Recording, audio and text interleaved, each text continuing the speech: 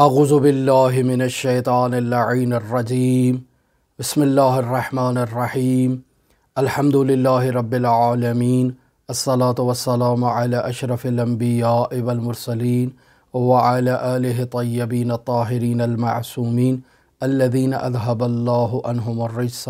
وطہرہم تطہیرا اللہم صل علی محمد وآل محمد وعجل فرج قائم آل محمد اللہم اخرجنا من الظلمات الوہم واکرمنا بنور الفہم اللہم افتح علینا ابواب رحمتک وانشر علینا خزائن علومک برحمتک یا ارحم الراحمین۔ عزیزان محترم، ہماری آپ کے ساتھ گفتگو کتاب شریف وسائل الشیعہ ابواب جہاد بالنفس کے موضوع پر جاری تھی،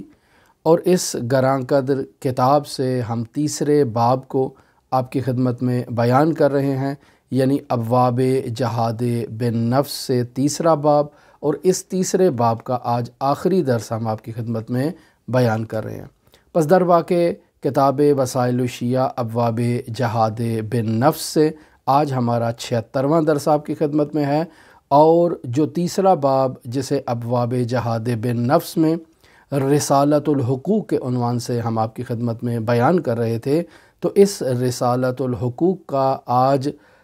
43واں درس آخری درس ہے کہ جس میں اہل ذمہ کے حقوق کو بیان کیا جا رہا ہے۔ یعنی یہاں امام زین العابدین علیہ السلام جس حق کو بیان کر رہے ہیں، یہ 51واں حق بنتا ہے، وحق الذمۃ، یعنی اہل ذمہ کا آپ کے اوپر کیا حق ہے، اس حق کو یہاں بیان کیا جا رہا ہے۔ اس حق کو بیان کرنے سے پہلے عزیزان محترم ہم آپ کی خدمت میں بیان کر دیں کہ کافر دو طرح کے ہیں۔ ایک کافر حربی ہے کہ جس کے ساتھ مسلمانوں نے جنگ کرنا ہے اور جنگ کی حالت میں ہے، لہٰذا حرب کا لفظ خود جنگ کا معنی رکھتا ہے۔ کافر حربی یعنی ایسا کافر جس کافر کے ساتھ مسلمان حالت جنگ میں ہوں۔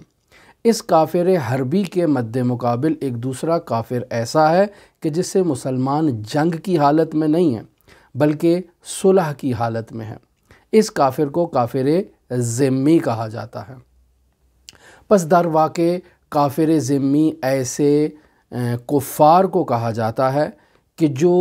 اسلامی اسٹیٹ اور اسلامی ریاست میں زندگی بسر کرنے کے خواہش مند ہیں، لہٰذا وہ آتے ہیں حاکم اسلامی کے پاس، اسلامی اسٹیٹ کے حکمران کے پاس آتے ہیں اور باقاعدہ آ کر اس سے ایک ایگریمنٹ سائن کرتے ہیں، ایک معاہدہ کرتے ہیں کہ جس معاہدے کے تحت وہ اسلامی اسٹیٹ میں زندگی گزارنے کا حق رکھتے ہیں۔ یعنی اسلامی اسٹیٹ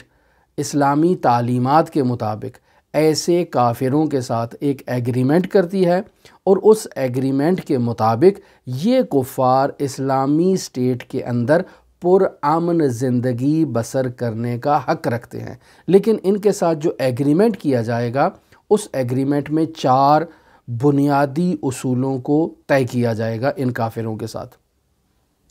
پہلا اصل اور پہلا قانون یہ ہے کہ یہ کافر ذمی اسلامی اسٹیٹ کو اسلامی اسٹیٹ میں رہنے کی بابت جزیہ پرداخت کریں گے، یعنی ایک قسم کا ٹیکس ادا کریں گے کہ جس ٹیکس کو لینے کے نتیجے میں اسلامی اسٹیٹ انہیں امان دے گی، انہیں باقاعدہ اپنی اسٹیٹ میں رہنے کا حق دے گی اور ان کے اموال کی، ان کی ناموس کی، ان کی عزت کی حفاظت کرے گی۔ پس پہلا جو ایگریمنٹ کی شرط ہے، جو بنیادی شرط ہے، وہ یہ ہے کہ کافر ذمی اسلامی اسٹیٹ کو جزیہ ادا کرے گا۔ دوسری جو بنیادی شرط ان سے طے کی جائے گی وہ یہ ہے کہ کافر ذمی جب تک اسلامی اسٹیٹ کے اندر رہ رہا ہے، امنیت کے ساتھ رہنا چاہتا ہے، تو شرط یہ ہے کہ یہ مسلمانوں کے ساتھ جنگ نہیں کرے گا۔ یعنی یہ مسلمانوں کے بیچ میں رہتے ہوئے مسلمانوں سے دشمنی نہیں کرے گا، مسلمانوں کے خلاف پروپیگنڈا نہیں کرے گا، مسلمانوں کے خلاف جو ہے وہ نئی ٹیکنیکس کو ایجاد نہیں کرے گا کہ انہیں اندر رہتے ہوئے ان کی بنیادوں کو کھوکھلا کیا جائے۔ ایسا کرنے کا اسے حق حاصل نہیں ہے۔ لہٰذا یہ جو کافر ذمی اسلامی اسٹیٹ میں آ کر مسلمانوں کے ساتھ ایگریمنٹ کر رہا ہے، تو اس ایگریمنٹ میں جہاں جزیے کی شرط ہے، وہاں ایک شرط یہ ہے کہ یہ مسلمانوں سے جنگ نہیں کرے گا، اور دوسری شرط یہ ہے کہ یہ مسلمانوں کے ساتھ دشمنی بھی نہیں کرے گا۔ یعنی دشمنی نہیں کرے گا، یعنی ان کے خلاف جاسوسی نہیں کرے گا۔ یہ مسلمانوں کے درمیان رہتے ہوئے چوری چکاری نہیں کرے گا، اسلامی تعلیمات کی علناً مخالفت نہیں کرے گا۔ یعنی اسلامی اسٹیٹ میں رہتا ہے، اسلام کہتا ہے کہ شراب نوشی حرام ہے، تو اسے یہ حق حاصل نہیں ہے کہ یہ سڑکوں پر شراب کی بوتل لے کر نکل جائے اور شراب پینا شروع کر دے اور کہے کہ چونکہ میں کافر ذمی ہوں، میں مسلمان نہیں ہوں، میرے آئین میں اور میری تعلیمات میں بھی شراب پینا گویا کہ حرام ہے، لیکن میں چونکہ مسلمان نہیں ہوں لہذا اسلام کے قوانین میرے اوپر لاگو نہیں ہوتے ہیں، میں علناً شراب پیتا ہوں اور مسلمانوں کا یہ قانون میرے اوپر لاگو نہیں ہوتا۔ نہیں، اسے اس بات کی اجازت نہیں ہے۔ اور اس کے علاوہ دوسرے اسلامی محرمات کا علناً ارتکاب کرنے کی اسے اجازت نہیں ہے۔ مثلا یہ کہے کہ میں علناً جو ہے وہ اسلامی اسٹیٹ میں اگر حجاب کا حکم ہے، پردے کا حکم ہے، یعنی مسلمان خواتین پردہ کرے، تو یہ کہے چونکہ میری بیوی تو مسلمان نہیں ہے لہٰذا وہ ننگے سر عریان سکرٹ میں جو ہے وہ سڑکوں کے اوپر گھوم سکتی ہے۔ نہیں، اسے یہ حق حاصل نہیں ہے۔ اس کی عبادت گاہوں کو اس کو تعمیر کرنے کی اجازت نہیں ہے۔ یعنی یہ باقاعدہ مسلمانوں سے ایگریمنٹ کرے گا کہ جو عبادت گاہیں پہلے سے میرے پاس موجود ہیں میں انہی عبادت گاہوں میں عبادت کروں گا، نئی عبادت گاہوں کی تعمیر نہیں کروں گا۔ یہ حتیٰ عبادت گاہوں کے اوپر جو ناقوس لگائی جاتی ہے، ایک گھنٹی ہوتی ہے کہ جو باقاعدہ مختلف اوقات میں بجائی جاتی ہے، تو یہ اپنی عبادت گاہوں کو جدید تعمیر بھی نہیں کرے گا اور اپنی عبادت گاہوں کے اوپر جو ہے وہ ناقوس کو بھی جو ہے وہ آویزاں نہیں کرے گا، گھنٹی نہیں لگائے گا۔ یہ اس کے علاوہ ہر وہ کام جس سے مسلمانوں کی دل شکنی ہو، مسلمانوں کو تکلیف پہنچے، یہ کافر ذمی اسلامی اسٹیٹ میں ان تکلیف پہنچانے والے امور کو انجام نہیں دے گا۔ اب جب ایسا ایگریمنٹ اس نے اسلامی اسٹیٹ کے ساتھ اور اسلامی اسٹیٹ کے سربراہ کے ساتھ سائن کر لیا ہے، چاہے وہ قانون کی صورت میں ہو، اور اس قانون کی بنیاد پر اسلامی اسٹیٹ اس کافر ذمی کو شناختی کارڈ دیتی ہے، پاسپورٹ دیتی ہے یا ایسی سہولیات دیتی ہے، تو یہ ایک قسم کا ایگریمنٹ ہے جو اسلامی اسٹیٹ کا کافر ذمی کے ساتھ طے پا چکا ہے۔ اب جب یہ ایگریمنٹ اسلامی اسٹیٹ نے کافر ذمی کے ساتھ طے کر لیا ہے تو یہاں کافر ذمی کی جان بھی محفوظ رہے گی اسلامی اسٹیٹ میں، کافر ذمی کا مال بھی اسلامی اسٹیٹ میں محفوظ رہے گا، کافر ذمی کی ناموس بھی اسلامی اسٹیٹ میں اس کی حفاظت کی جائے گی، حتیٰ اس کی عبادت گاہیں بھی محترم شمار کی جائیں گی، اور یہاں اسلامی اسٹیٹ کی یہ ذمہ داری ہے کہ وہ کافر ذمی کی جان، مال، ناموس اور عبادت گاہوں کی حفاظت کرے، یعنی کسی کو اجازت نہ دے کہ وہ کافر ذمی کو کسی قسم کا نقصان پہنچائے۔ پس کافر ذمی کو بے جا قتل کرنا، اس بات کی اسلامی اسٹیٹ اجازت نہیں دے سکتی ہے۔ کافر ذمی کے اموال کو چھین لینا، چپاول کر لینا، غارت کر دینا، اسلامی اسٹیٹ اس کی اجازت نہیں دیتی ہے۔ کافر ذمی کی عورتوں کو اٹھا کر لے جانا، جبری طور پر انہیں مسلمان کر کے ان سے نکاح کر لینا، اسلامی اسٹیٹ اس بات کی اجازت نہیں دیتی ہے۔ یہ سب چیزیں محترم ہیں اس ایگریمنٹ کے تحت کہ جو ایگریمنٹ کافر ذمی نے اسلامی اسٹیٹ کے ساتھ باندھا ہے، حتیٰ اس کا مال بھی محفوظ ہے۔ عزیزان محترم دیکھیں، بعض چیزیں ایسی ہیں کہ جسے اسلام مال شمار نہیں کرتا ہے۔ مثلا شراب ہے، شراب اسلامی تعلیمات کی مطابق ملکیت نہیں رکھتی ہے، کوئی مال نہیں ہے شراب، یا اسی طرح سور، حرام گوشت جانور ہے، اس کی کوئی پراپرٹی نہیں ہے، یعنی یہ ایک مال نہیں ہے۔ کسی کی ملکیت میں اگر سور آ جاتا ہے، یعنی کوئی سور کی خرید و فروخت کا کاروبار کرتا ہے تو یہ مال شمار نہیں کیا جائے گا، یا کوئی شراب کا کاروبار کرتا ہے تو اسے مال شمار نہیں کیا جاتا اسلامی تعلیمات کے مطابق۔ لیکن کافر ذمی کے پاس اگر سور موجود ہے، کافر ذمی کے پاس اگر شراب موجود ہے، تو چونکہ وہ شراب کو مال تصور کرتا ہے، چونکہ وہ سور کو مال تصور کرتا ہے، سور کو کھاتا ہے، لہٰذا چونکہ اس کے ہاں یہ مال ہے تو اسلامی اسٹیٹ اسے مال کا درجہ دے گی، کیوں؟ چونکہ کافر ذمی کے مال کی حفاظت کرنا اسلامی اسٹیٹ کی ذمہ داری ہے۔ پس کافر ذمی کے پاس شراب ہے تو وہ مال کا درجہ پیدا کر جائے گی، کافر ذمی کے پاس سور ہے تو وہ مال کا درجہ پیدا کر جائے گا۔ البتہ اسلامی ریاست میں جو اسلامی قوانین کے مطابق سور اور شراب کی مالیت نہیں ہے، لیکن چونکہ کافر ذمی اسے مال سمجھتا ہے تو کافر ذمی کے اموال کی حفاظت کرنا اسلامی اسٹیٹ کی ذمہ داری ہے، لہٰذا اسلامی اسٹیٹ اس شراب کو اور اس سور کو مال کا درجہ دے گی، لہٰذا اس شراب کو نابود کرنے کی کسی کو اجازت نہیں ہے، اس سور کو قتل کرنے کی یا اسے شکار کرنے کی کسی مسلمان کو اجازت نہیں ہے، یہ اس کافر ذمی کا مال ہے اور اسلامی اسٹیٹ اسے محترم شمار کرتی ہے چونکہ یہ کافر ذمی کی پراپرٹی شمار ہوتا ہے۔ سوال یہ پیدا ہوتا ہے کہ کافر ذمی کسے کہتے ہیں؟ جو معروف نظریہ یہاں فقہا میں پایا جاتا ہے وہ یہی ہے کہ اہل کتاب کافر ذمی ہیں۔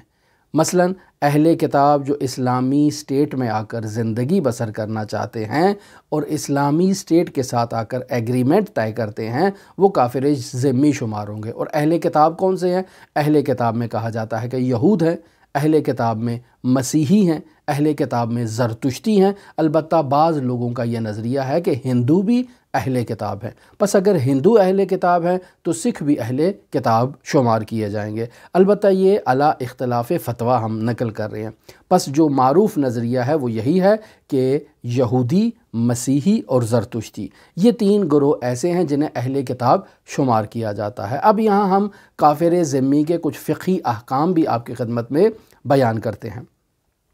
مثلا کافر ذمی کا پہلا حکم یہ ہے کہ وہ اگر اسلامی اسٹیٹ کے ساتھ آ کر ایگریمنٹ سائن کر لیتا ہے تو اس کی عبادت گاہیں محترم شمار کی جائیں گی، محفوظ ہوں گی، یعنی اسلامی اسٹیٹ کی یہ ذمہ داری ہے کہ وہ کافر ذمی کی عبادت گاہوں کی حفاظت کرے، یعنی کسی کو بے جا طور پر ان عبادت گاہوں کو نقصان پہنچانے کی اجازت نہ دے۔ دوسرا قانون جو یہاں بیان کرنا چاہوں گا وہ یہ ہے کہ کافر ذمی اپنی رسومات کو جو اس کی دینی رسومات ہیں اسے غیر علنی طور پر انجام دے سکتا ہے۔ مثلا اپنے گرجا گھر میں، اپنے کلیسا میں، اپنی عبادت گاہوں میں، اپنے آتش کدے میں وہ جو عبادت بھی انجام دیتا ہے جو اس کے آئین، اس کے مذہب اور اس کی تعلیمات کے مطابق ہے وہ اسے انجام دے سکتا ہے، لیکن ان عبادات کو وہ اپنے گرجا گھروں سے، اپنے کلیساؤں سے اور اپنے آتش کدوں سے باہر لا کر مسلمانوں کے درمیان ملأ عام طور پر انہیں انجام نہیں دے سکتے، یا اپنے آئین کی تبلیغ نہیں کر سکتے ہیں، اپنی تعلیمات کی تبلیغ نہیں کر سکتے ہیں، یہ انہیں اسلامی اسٹیٹ اس بات کی اجازت نہیں دیتی ہے۔ کافر ذمی اگر بطور عام عمومی طور پر اسلامی تعلیمات کے محرمات کی بے حرمتی کرتا ہے، مثلا ملأ عام میں آ کر شراب نوشی کرنا شروع کر دیتا ہے، ملأ عام میں آ کر ایک ریسٹورنٹ قائم کرتا ہے اور اس ریسٹورنٹ میں سور کا گوشت جو ہے وہ کھلانا شروع کر دیتا ہے، تو اسلامی تعلیمات کے مطابق ایسے کافر ذمی کو جو اسلامی تعلیمات اور اسلامی قوانین کو پامال کر رہا ہے، اسلامی قوانین کے مطابق ایسے کافر ذمی کو سزا دی جائے گی۔ اب اگر کافر ذمی کوئی ایسا فعل انجام دیتا ہے جو اس کے اپنے آئین اور اپنے مذہب میں بھی جائز نہیں ہے، مثلا مذہب مسیحیت کہتا ہے کہ دو لڑکوں کی شادی نہیں ہو سکتی ہے، مذہب یہودیت کہتا ہے کہ دو لڑکیوں کی شادی نہیں ہو سکتی ہے، لیکن یہ کافر ذمی ہے اور یہ کہتا ہے کہ ہم اپنے مذہب کی تعلیمات کے برخلاف جو ہے وہ ایک قانون وضع کرتے ہیں کہ لڑکوں کی بھی شادی ہو سکتی ہے، لڑکیوں کی بھی شادی ہو سکتی ہے، لہٰذا یہ اپنے کافر ذمی میں ایسا ایک قانون تدوین کر دیں۔ کیا اسلامی اسٹیٹ انہیں اجازت دے سکتی ہے؟ تو کہتے ہیں کہ نہیں، اگر کافر ذمی کوئی ایسا فعل انجام دیتا ہے کہ جو اس کے اپنے آئین میں اور اپنے مذہب میں بھی جس چیز کی اجازت نہیں ہے، تو یہاں حاکم اسلامی اسے اسلامی قوانین کے مطابق سزا دے سکتا ہے۔ البتہ یہاں حاکم اسلامی ایسا بھی کر سکتا ہے کہ خود اس مذہب سے تعلق رکھنے والے قضات کو معین کرے اور وہ اپنے آئین اور اپنے مذہب کی تعلیمات کے مطابق اسے سزا دیں، یہ حاکم اسلامی کے اختیار میں ہے۔ اب اگر کوئی شخص آتا ہے حاکم اسلامی کے پاس اور کسی دوسرے کافر ذمی کی شکایت کرتا ہے، مثلا الف کافر ذمی ہے، وہ آتا ہے اسلامی عدالت میں قاضی کے پاس اور آ کر دوسرے جو کافر ذمی ہے اس کے متعلق شکایت کرتا ہے۔ تو اب یہاں حاکم اسلامی کی کیا ذمہ داری ہے؟ تو یہاں بھی وہی پہلے والا قانون جو ہے وہ بیان کیا جاتا ہے کہ حاکم اسلامی یہاں اپنی اسٹیٹ میں رائج قوانین کے مطابق ان دونوں کے درمیان فیصلہ کرنے کا اختیار رکھتا ہے، اور یہاں وہ حاکم اسلامی ایسا بھی کر سکتا ہے کہ خود کفار ذمی میں سے ایسے افراد کو قاضی مقرر کرے جو ان کی اپنی تعلیمات کے مطابق ان کے درمیان جو ہے وہ قضاوت کرے۔ اب ایک سوال یہ پیدا ہوتا ہے کہ اگر کوئی مسلمان اسلامی اسٹیٹ میں کسی کافر ذمی کو عمدن جان بوجھ کر قتل کر دیتا ہے تو کیا اس مسلمان کا قصاص ہوگا؟ تو کہتے ہیں کہ نہیں، مسلمان کو قصاص نہیں کیا جا سکتا کافر ذمی کے لیے، البتہ یہاں مسلمان اس کافر ذمی کی دیت کو ادا کر سکتا ہے کہ جو اختلاف فتویٰ ہے فقہا کے درمیان کہ کیا کافر ذمی کی دیت مکمل ایک مسلمان انسان کے برابر ہے یا اس سے آدھی ہے، یہاں فقہا میں اختلاف ہے۔ بعض فقہا کہتے ہیں کہ کافر ذمی کی دیت جو ہے وہ مسلمان سے آدھی ہے، جبکہ متأخر دور حاضر کے فقہا کہتے ہیں کہ نہیں، کافر ذمی کی دیت بھی ایک مسلمان کے برابر ہے اور مساوی ہے، جیسا جمہوریہ اسلامی ایران میں رائج یہی نظریہ ہے کہ کافر ذمی اور مسلمان کی دیت آپس میں مساوی ہے۔ پس اگر ایک مسلمان دوسرے کافر ذمی کو قتل کر دیتا ہے جو اسلامی اسٹیٹ میں رہتا ہے، تو اب یہ مسلمان جس نے قتل کیا ہے اسے قاضی کے پاس لے جاتے ہیں، تو کیا قاضی اسے قصاص کر سکتا ہے؟ تو کہتے ہیں نہیں، قاضی اسے قصاص نہیں کر سکتا، اس کے اوپر یہ ہے کہ وہ دیت دے۔ اب چاہے وہ آدھی دیت دے چاہے مکمل دیت دے، یہ اس ملک کے قانون کے اوپر ڈیپینڈ کرتا ہے، یا وہاں جو حاکم اسلامی ہے اس کے فتویٰ پہ ڈیپینڈ کرتا ہے کہ کتنی دیت دینا ہے۔ لیکن سوال یہ پیدا ہوتا ہے کہ ایک مسلمان ہے جسے کافر ذمی کو قتل کرنے کی عادت پڑ چکی ہے، آج اس کافر کو قتل کر دیا، کل اس کافر کو قتل کر دیا، تو کیا اب اس کافر کش انسان کو، اس مسلمان کو جسے کافر قتل کرنے کی عادت ہو چکی ہے، کیا اسے قصاص کر سکتے ہیں؟ تو یہاں بعض فقہا کہتے ہیں کہ اگر دیت آدھی تھی تو مابہت تفاوت دیت ادا کرنے کے بعد جو ہے اس مسلمان شخص کا قصاص ہو سکتا ہے، لیکن اگر موجودہ دور کو دیکھا جائے تو موجودہ دور میں چونکہ دیت مکمل ہے تو یہاں خود اسلامی اسٹیٹ مدعی بنے گی اور اس مسلمان کو قصاص کرے گی کہ اس نے اسلامی اسٹیٹ کے قوانین کو کیوں پامال کیا ہے۔ اب یہاں اگر کافر ذمی آتا ہے اور وہ کسی مسلمان کو قتل کر دیتا ہے تو یہاں کیا قانون رائج ہوگا؟ تو یہاں کہتے ہیں کہ اگر کافر ذمی کسی مسلمان کو قتل کر دیتا ہے تو یہاں اس کافر ذمی کا مال جو ہے وہ محترم اب نہیں ہوگا، وہ تمام کا تمام مال جو ہے وہ اس ولی الدم تک منتقل کر دیا جائے گا، حتیٰ یہاں بعض فقہا نے کہا ہے کہ اس کی اولاد بھی جو ہے وہ بردگی میں اور کنیزی میں اور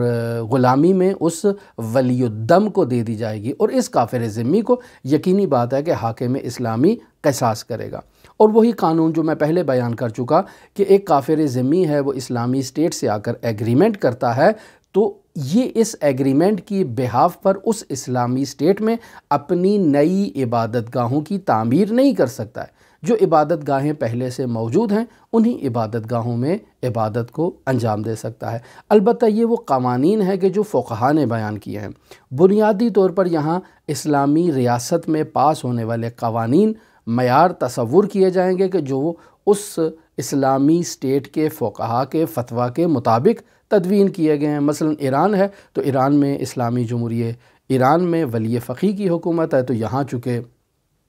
فقہا کے فتاویٰ کی بنیاد پر اسلامی قوانین تدوین کیے جاتے ہیں، تو جو رہبر اسلامی نے فتویٰ دیے ہیں اس کے مطابق یہاں قانون تدوین کیا جائے گا۔ اور اگر پاکستان کی بات کی جائے تو پاکستان میں خود اسلامی نظریاتی کونسل ہے کہ جس میں اہل سنت کے فقہا موجود ہیں، وہ اپنی تعلیمات کے مطابق فتویٰ دیں گے اور اس کے مطابق جو ہے وہ ایک قانون کا بل اور ایک مسودہ تیار کر کے وہ باقاعدہ پارلیمنٹ میں بھیجیں گے، اور وہاں کے قوانین کے مطابق جو ایک طریقہ کار اور ایک پروسیس ہے قانون کی تدوین کا، اس کے مطابق اسلامی تعلیمات کے مطابق وہاں قانون تدوین ہو جائے گا، اور جب قانون تدوین ہو جائے گا تو اسی قانون کے مطابق عمل ہوگا۔ یہاں عزیزان محترم ہم آتے ہیں امام زین العابدین نے جو کافر ذمی کے حقوق کو بیان کیا ہے، در واقع دو لائنوں میں امام زین العابدین نے ان تمام گفتگو جو میں نے آپ کی خدمت میں کی ہے اس کے خلاصے کو یہاں گویا کہ پرو دیا ہے۔ فرماتے ہیں وحق الذمت، یعنی اہل ذمہ کا، یعنی کافر ذمی کا حق کیا ہے؟ فرماتے ہیں ان تقبل منہم ما قبل اللہ عز وجل منہم، یعنی آپ اس کافر ذمی سے اس چیز کو قبول کریں جس چیز کو اللہ نے اس سے قبول کیا ہے۔ اللہ نے اس سے کیا قبول کیا ہے؟ اللہ نے اس سے یہ قبول کیا ہے کہ وہ آ کر اسلامی ریاست میں اسلامی ریاست کے حکمران کے ساتھ ایگریمنٹ کرے اور جزیہ پرداخت کرے اسلامی ریاست کو، اور وہ تمام قوانین جو میں ابھی آپ کی خدمت میں بیان کر دیے یہ اللہ نے قبول کیا ہے کافر ذمی سے۔ جب اللہ نے قبول کیا ہے تو میری یہ ذمہ داری ہے بعنوان مسلمان کہ میں کافر ذمی کے ان حقوق کا احترام کروں اور ان سے ان قوانین کو ایکسیپٹ کروں اور قبول کروں، اور اس کافر ذمی پر میں ظلم نہ کروں۔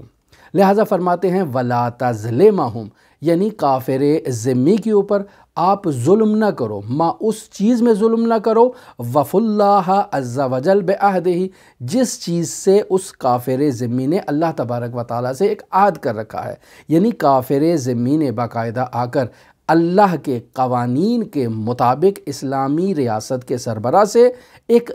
ایگریمنٹ سائن کیا ہے، اور اس ایگریمنٹ کی وفاداری کر رہا ہے وہ کافر ذمی۔ جب اللہ نے اس پہ ایکسیپٹ کر لیا ہے اور باقاعدہ اسے قانون کے طور پر اللہ تبارک و تعالیٰ نے وضع کر دیا ہے کہ اسلامی ریاست کا سربراہ کافر ذمی سے ایک ایگریمنٹ سائن کرے گا اور وہ ان شرائط پر مبنی ہوگا، تو میری یہ ذمہ داری ہے کہ میں بعنوان مسلمان اس کافر ذمی کے ان حقوق کو اور ان احترامات کو جو اللہ تبارک و تعالیٰ نے اس کافر ذمی کو عطا کیے ہیں، اور حقوق جو کافر ذمی کو اللہ تبارک و تعالیٰ نے دیے ہیں، میری بعنوان مسلمان یہ ذمہ داری ہے کہ میں ان کا احترام کروں اور ان قوانین کا احترام کرتے ہوئے اس کافر ذمی کے اوپر ظلم نہ کروں۔ تو عزیزان محترم، ہمارے معاشرے میں اس چیز کو دیکھنا چاہیے کہ کیا کافر ذمی کے حقوق ادا کیے جاتے ہیں؟ ہمارے معاشرے میں آیا جو موجود کافر ذمی ہیں، جو ہمارے اطراف میں جو مختلف مذاہب کے لوگ زندگی بسر کر رہے ہیں، آیا یہ کافر ذمی شمار ہوتے ہیں؟ آیا انہوں نے اسلامی اسٹیٹ سے ایگریمنٹ سائن کیا ہوا ہے؟ تو یقینی بات ہے اسلامی ریاست میں اگر وہ ریاست اسلامی ہے اور اس کو اسلامی ریاست ڈکلیئر کیا گیا ہے تو یقینی بات ہے کہ اس میں رہنے والے جتنے بھی اہل کتاب افراد ہیں وہ کافر ذمی کا درجہ رکھتے ہیں، ان کی جان محفوظ ہے، ان کا مال محفوظ ہے، ان کی ناموس محفوظ ہے، ان کی عبادت گاہوں کی حفاظت ہونی چاہیے، اور وہ تمام قوانین کہ جو اسلامی اسٹیٹ بیان کر رہی ہے کافر ذمی سے متعلق، ہمیں ان قوانین کا احترام کرنا چاہیے۔ اب یہاں اگر کافر ذمی اسلامی قوانین کو پامال کرتا ہے، اسلامی مقدسات کی توہین کرتا ہے، تو یہاں ہماری کیا ذمہ داری ہے؟ یہاں ہماری ذمہ داری ہے کہ اس کافر ذمی کو پکڑ کے اسلامی اسٹیٹ کے حوالے کرے، قاضی کے حوالے کرے، عدالت کے حوالے کرے، اسے باقاعدہ انصاف کے کٹہرے میں لا کر اس کو اپنے ملک میں موجود قوانین کے مطابق جو ہے وہ سزا دلوائی جائے۔ ہر کسی کو قانون کو اپنے ہاتھ میں لینے کا حق حاصل نہیں ہے، لہٰذا یہ جو کچھ بھی اسلامی اسٹیٹ میں جذبات کے نام پر انجام دیا جاتا ہے، جوش کے نام پر انجام دیا جاتا ہے، اور کفار کی عبادت گاہوں کو، گھروں کو مسمار کر دیا جاتا ہے، ان کی خواتین کو اٹھا کر لے جاتے ہیں، زبردستی انہیں مسلمان کرنے کی کوشش کرتے ہیں، یا اس کے علاوہ جو بھی ظلم ہوتا ہے، یہ سب اسلامی تعلیمات کے برخلاف ہے اور اسلام اس کی اجازت نہیں دیتا۔ ہماری دعا ہے کہ خداوند متعال ہمیں اسلامی تعلیمات کو سمجھنے اور ان پر عمل پیرا ہونے کی توفیق عطا فرمائے۔ عزیزان محترم، ہم نے امام زین العابدین علیہ السلام سے جو انسانی حقوق، جسے حقوق بشر کہا جائے، جسے رسالۃ الحقوق میں امام زین العابدین علیہ السلام نے بیان کیا، ہم نے تقریباً 43 دروس کے تحت اس رسالہ حقوق کو بطور کامل آپ کی خدمت میں بیان کر دیا، اور اس طرح سے 76 دروس پر مبنی یہ ابواب جہاد بن نفس کے 3 باب ہم کمپلیٹ کر چکے ہیں، اور آگے ہم چوتھے باب کی طرف آگے بڑھیں گے، اور اس کے ساتھ ہم دوسرے کچھ موضوعات بھی آپ کے ساتھ شروع کرنا چاہتے ہیں۔ آپ اس بارے میں بھی ہمیں اپنی رائے سے آگاہ فرمائیں۔ ہم ایک کورس شروع کرنا چاہتے ہیں اسلامی معارف سے متعلق، وہ افراد کے جو اپنے بچوں اور بچیوں کے لیے پریشان ہیں کہ انہیں اسلامی تعلیمات اور اسلامی عقائد، اسلامی نظریات سے وہ روشناس کروانا چاہتے ہیں، وہ ہم سے رابطہ کر سکتے ہیں۔ ہم یہ چاہتے ہیں کہ باقاعدہ ایک کورس اس سلسلے میں کروایا جائے کہ جس میں باقاعدہ معارف بیان کیے جائیں، باقاعدہ انسان سازی اور انسان شناسی کروائی جائے، باقاعدہ توحید کا علم، باقاعدہ جو ہے وہ امامت اور نبوت کے بارے میں، معاد کے بارے میں اور دین کے بارے میں ایک مکمل جو ہے وہ معلومات فراہم کی جائیں۔ جو افراد دلچسپی رکھتے ہوں وہ ہم سے رابطہ کریں، اور باقی اس کی جزیات اس میں طے کی جائیں گی کہ کیسے یہ دروس ہونے چاہیے، آن لائن ہونے چاہیے، کہاں پر ہونے چاہیے، اور پھر کیسے ان سے بہتر انداز میں مخاطب استفادہ کر سکے۔ ہماری دعا ہے کہ خداوند متعال ہم سب کی توفیقات میں اضافہ فرمائے، ہمیں اسلامی معارف کو سمجھنے اور اس کی ترویج کرنے کی توفیق عطا فرمائے، اور آپ تمام مؤمنین کو بھی ان نورانی معارف کو سیکھنے کی توفیق عطا فرمائے۔ آپ تمام عزیزوں کے لیے امام علی ابن موسیٰ الرضا علیہ آلاف و تحیت و ثنا کی نورانی بارگاہ میں نائب و زیارہ بھی ہیں اور دعا کو بھی ہیں۔ اللہم صلی علی محمد و آل محمد وعجل فرج قائم آل محمد۔